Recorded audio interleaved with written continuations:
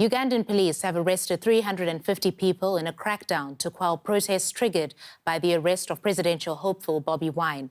Those protests entered a second day following the arrest in the capital Kampala on Wednesday. Now, police accuse Bobi Wine of violating anti-coronavirus measures by holding mass rallies. Dozens were injured and at least 16 people died in violent protests that erupted in Kampala after the pop star turned politician was taken away by police. Tear gas in the streets of Kampala alongside the rocks and other debris that protesters had used to set up barricades. Riot police made their presence felt as civilians who were also caught up in the chaos maintained their innocence. This is what sparked the protests. Police seizing Bobi Wine, the musician turned presidential hopeful, on Monday. It's the most recent of many times he's been arrested since he became a politician in 2017. The authorities accuse Bobi Wine of flouting anti-coronavirus regulations. His supporters say this is simply a political witch hunt. The police are attacking us. Bobi Wine is supposed to be campaigning, but now he's in jail again. They're just trying to waste his time. As more forces deploy, the unrest is affecting business in Kampala and in other towns where there have also been protests. These events add to opposition worries about political freedom as the elections approach. At least 2 presidential candidates have called off their campaigns over alleged police brutality against the opposition. And for more on the situation in Uganda, I'm joined by DW correspondent Julius Mugambwa. He is in the capital, Kampala. Good to see you, Julius. What is the feeling in the capital today? It is still a tense situation, perhaps not at the magnitude of what happened yesterday. The curfew of 9 p.m. must have given the security teams a chance to deploy strategically in the night, and when the residents of Kampala woke up, they found deployment a little bit unusual in the places where there was rioting in the previous day. But just to tell you, Bobi Wine supporters are still very frustrated. They want the police to release their man at all cost. All right, and tell us about his arrest. And as we understand it, other opposition candidates have also been arrested. Yes, I could. What I can tell you is that there's a lot of frustration, mainly on the opposition side. But it is also important that I tell you that the incumbent, President Yoweri Museveni, we understand from local media reports that his campaigns are going on smoothly. We've seen other other candidates who've suspended their campaigns in solidarity with Bobi Wine. They want the police to release Bobi Wine or present him to the courts of law. So as we can speak, Bobi Wine's campaigns are suspended, and even some of other presidential candidates have suspended theirs. But President Yoweri Museveni, the incumbent, is continuing with his campaigns uninterrupted. Julius, looking at that footage, we literally watched security officers fire live rounds at protesters. Is the response to dissent by Yoweri Museveni's government intensifying?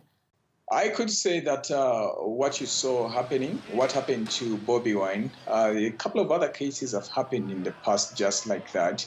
And the opposition has strongly come out to condemn this, including human rights activist groups. They want the government, they want the police to be seen partisan.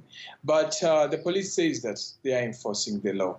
Every time they make these arrests, they say they are enforcing the law. And we've actually just received a statement from the Ministry of Information. The minister is calling on the youth not to join those rioting, not to join protests, and keep a social distancing. Yeah.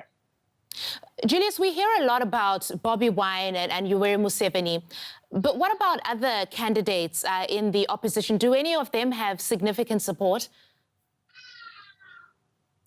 I would say that they have significant support, but I don't want to make judgment. But Bobi Wine, when you look at crowds, President Yoweri Museveni and Bobi Wine, for some reason they seem to stand out as the leading candidates. Bobi Wine seems to be the leading candidate on the opposition side, because when he goes for his political rally, it gathers thousands of people following him. Others are equally getting people who are following them. But for now, you could clearly tell that many of them, looking at the pictures, judging from the pictures, but like I said in a previous interview, that having crowds following you may not necessarily lead to votes. But if you want to make a judgment using the pictures, yeah, Bobi Wine is in the lead with President Yoweri Museveni when it comes to bringing crowds together. And what is at stake in this election, Julius? I think what is at stake, to start with, is the young person's vote, the young voters. Every candidate wants the young person's vote because these are the majority. If you have the young people voting for you, chances are high you will go through. So all the manifestos, all candidates are trying to convince the young people to give them their votes. But the opposition is telling the young people that, you know what, you've had enough of President Yoweri Museveni. Many of the young people have never seen another leader. And they think the time is now to get President Yoweri Museveni out. But President Museveni has told young people that he's the man with the right vision and experience to secure their future. But Bobi Wine has told them, no, let's get the man out. Quickly, Julius, do these young people and others in the electorate have faith in the democratic process being free and fair? Talking about faith, that's a very big question and really, really diverse. People who support President Yoweri Museveni, people who support the ruling government will tell you that they trust the democratic process.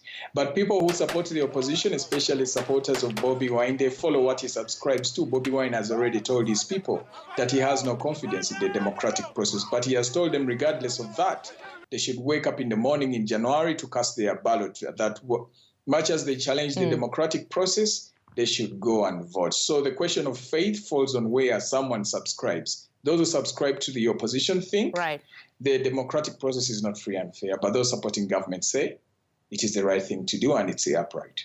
Okay, Julius Mugambwa out in Kampala for us. Thank you.